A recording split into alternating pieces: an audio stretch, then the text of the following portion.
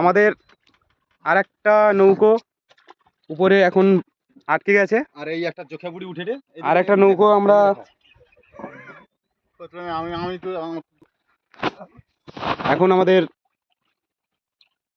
জাল পাতা হয়ে গেছে। আমার দাদু দাদু এই আমাদের জাল পাতা রয়েছে এখান থেকে। আমরা এই এখন এই মাছগুলো সংগ্রহ করেছি।